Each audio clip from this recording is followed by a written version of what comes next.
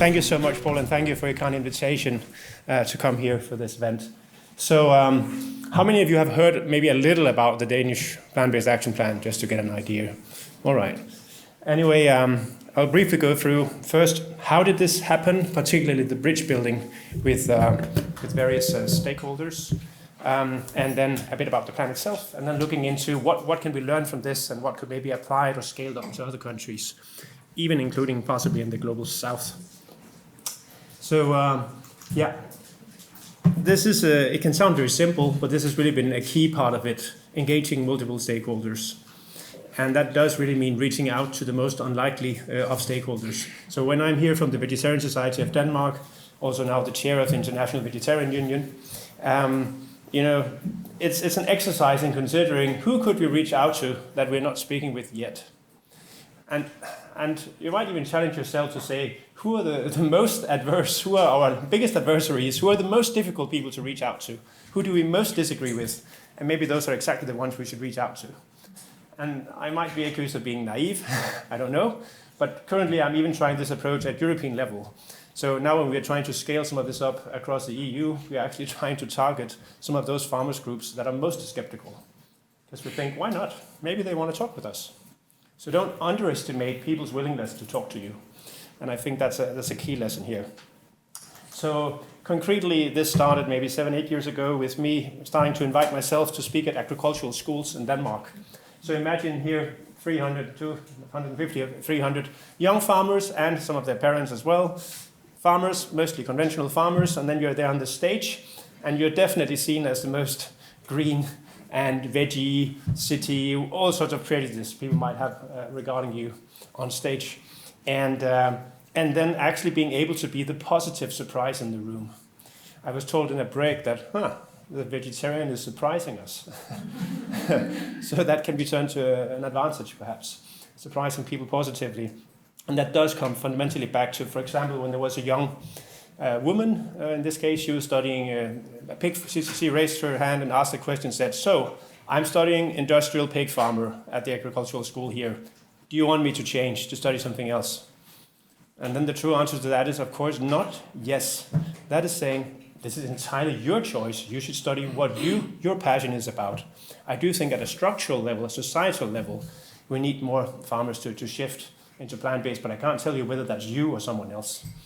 Being able not to jump into the easy conclusion and say, yeah, maybe I can allure her over on the green side or the dark side or whatever she feels about it, Actually give her space to be the person she is. And I do think some of those dialogues is still about, if you are advocating for a plant-rich diet, plant-based diet in various shapes, it's upon you to find out how to build that bridge to those people who are skeptical. So if you are a hardcore vegan advocate living in London, then it is up to you to find out how do you build that bridge to a conventional skeptical farmer. You can't expect it to be the other way around. So a few years after, the main Farmers Association of Denmark invited us to do a joint research and development strategy for plant-based foods. As they said, we appeared reasonable, although we know we disagree about stuff. We felt we could at least write this one about plants. So there's not a single word about animals in this strategy. It's all about plants, more plants, how do we develop plants from farm to fork. There's also a think tank involved in it. And just to exemplify this, we could focus on the idea of reducing livestock production here or defending livestock production over there, but what we do have in common with all farmers is, sure, more plants, why not? You can do the same exercise with the organic farmers of Denmark. We have a very strong collaboration with them on something we call Danish Center for a Plant-Based and Organic Future, where the key joint target is the Lancet diet and the UN SDGs. But again, what you might see happening, I'm not sure situation here in the UK, but I've seen in other European countries, there seems still to be some infighting between the plant-based vegan movement and organic farmers. And that's because some of the organic farmers, they really focus on livestock is essential to organic farming. It has to be there. And then some vegans who really want to end all animal suffering now or tomorrow. And there's a huge overlap of interests. More plants and more organic is vital. You can feed the world organically if you do a more plant-based system. We agree that animal ethics, sustainability, and human health are important. So again, focusing on the joint interests are definitely smaller here maybe between the conventional livestock farmers and the organic ones, but you can usually always find an overlap of interests. And I think that's a key ingredient in what has happened in Denmark, focusing on what we can agree on instead of focusing on what divides us. There's also been collaboration between businesses, plant-based businesses and NGOs. That is again about finding a mutual interest there. NGOs learning to listen to businesses who are saying maybe we should talk more about the market potential, job growth, innovation.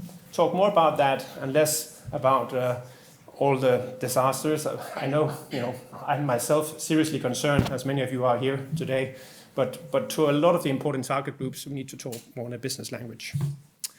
So these were some of the ingredients that really did play a role in ultimately, I've made this sort of graph to illustrate that you can have idealism up here, but that can turn into fundamentalism. You can also have so-called realism, but that can also turn into a conservatism when nothing can ever change.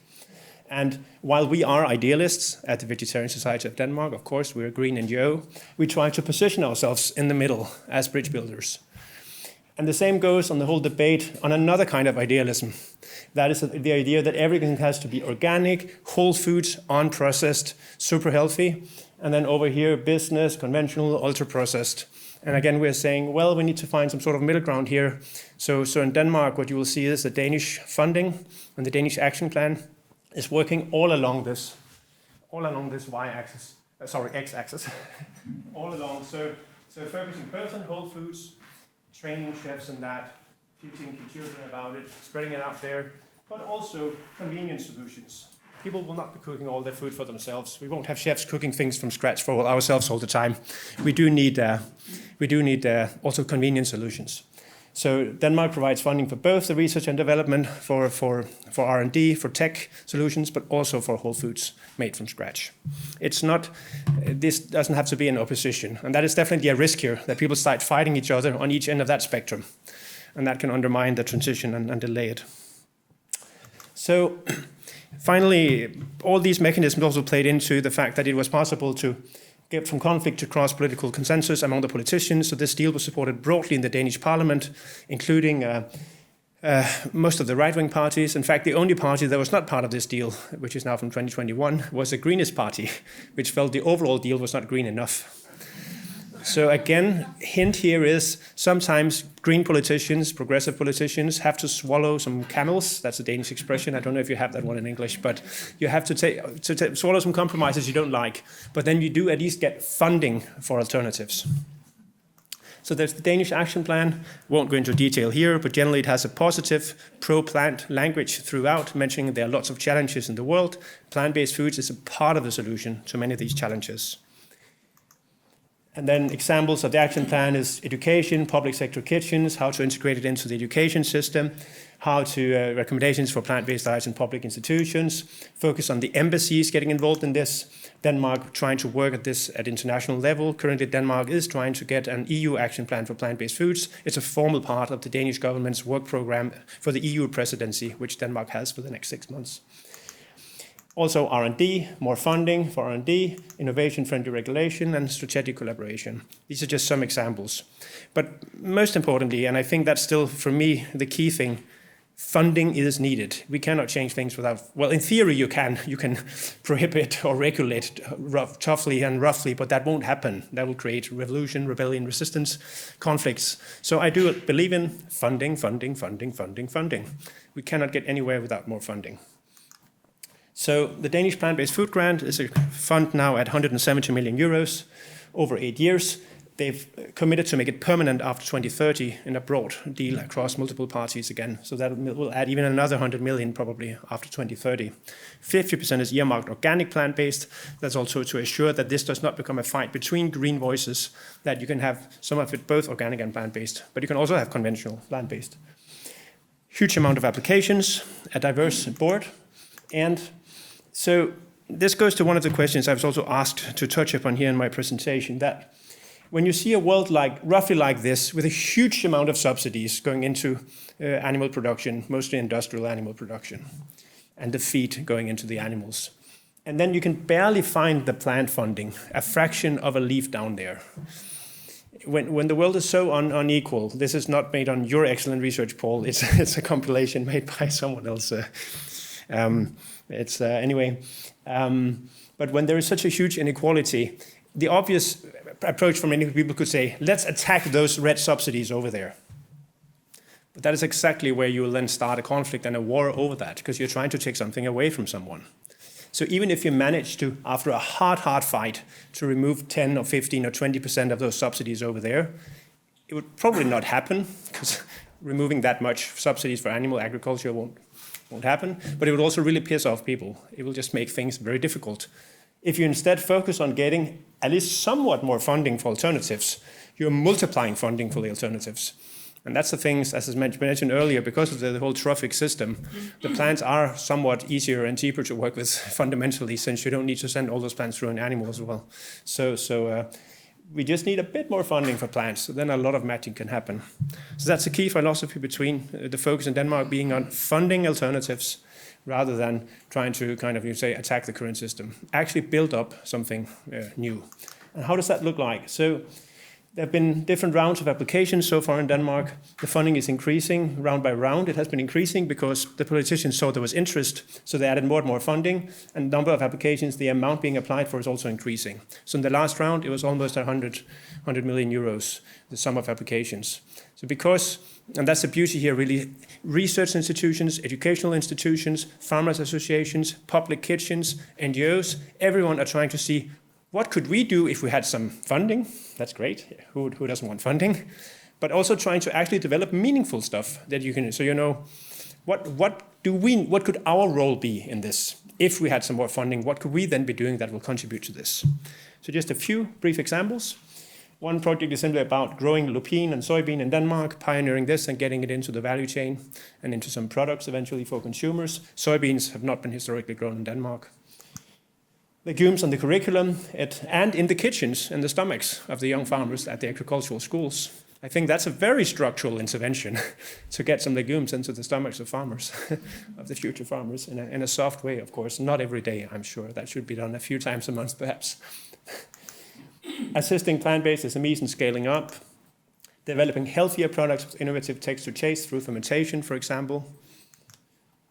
A new chef education, a green food chef, where they can specialize in plant-based dishes.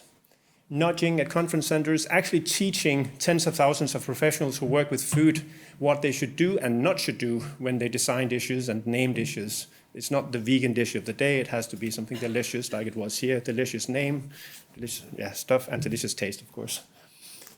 Final example, plant-powered sport and fitness, getting this into the sports world, especially maybe to reach out to some of the young males who might be still, and older males, by the way, all males who are a little more difficult target group often. So how to get it into the whole sports system, sports clubs, etc. Finding some people who are, maybe athletes who live on a mostly plant-based diet to show that you can still build muscles on this. And then all these examples came from a Danish context, surely applicable, I think, for many countries in the global north. How about the global south? So just a few initial ideas. How could this look like in the global south? Obviously, training chefs is also relevant throughout the global south. There are organizations doing this already. For example, in Brazil, they're training thousands of professionals to remember some of their past.